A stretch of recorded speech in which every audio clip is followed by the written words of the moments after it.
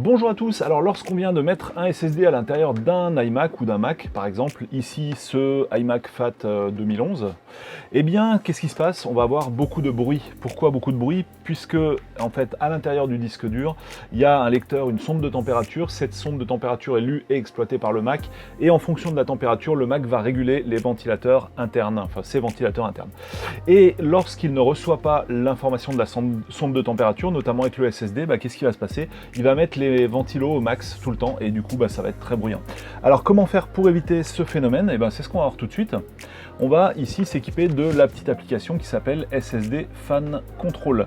Alors le site officiel c'est exieron.net /SSD Fan CTRL / vous tapez simplement SSD Fan Control dans Google et vous allez tomber directement sur ce site. Je vais vous en donner la preuve tout de suite. Donc SSD Fan, j'ai même fait une faute, il a quand même trouvé. SSD Fan Control, premier lien là, Exyrion, on clique dessus et on va directement au téléchargement qui se trouve là. Vous cliquez dessus, une fois que le logiciel est téléchargé, ça va vous donner ici un fichier, un PKG, un installeur de Mac. On va cliquer dessus, mais on voit que ça ne va pas marcher parce qu'on est bloqué par les politiques de sécurité du Mac. Alors, ce qu'on va faire dans ce cas-là, on va cliquer sur la petite loupe de Spotlight et on va taper ici préférence système. On valide, on est là-dessus. Là-dedans, il faut aller dans l'onglet sécurité. Alors, pour le trouver très rapidement, on va taper ici CQ, voilà, sécurité et confidentialité. C'est ici, on va ouvrir la rubrique et on voit ici que l'application était bloquée, on va cliquer sur ouvrir quand même. Là, on va taper le mot de passe du Mac. On valide. Et ici, on peut cliquer sur ouvrir afin de lancer l'installeur de SSD Fan Control. Il est ici, on va cliquer sur continuer, on va cliquer sur installer, on va retaper le mot de passe. On valide.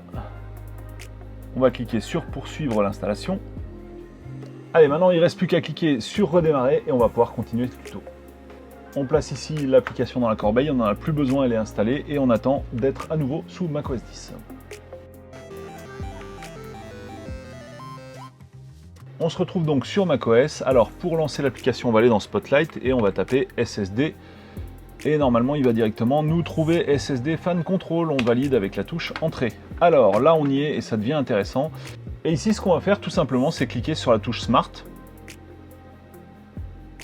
Et vous entendez, automatiquement, on trouve un niveau sonore qui est enfin acceptable, puisque les ventilateurs vont se réguler en fonction des informations données par le SSD. On va retrouver la même fonctionnalité que tout à l'heure quand on avait le disque dur, mais par un moyen détourné en utilisant SSD Fan Control. Alors si ça ne marche pas, si vous n'avez pas ici l'option Smart que vous pouvez cliquer, ce que vous allez faire, c'est le mettre en manuel tout simplement. Et vous pouvez mettre par exemple à 2400 tours minute.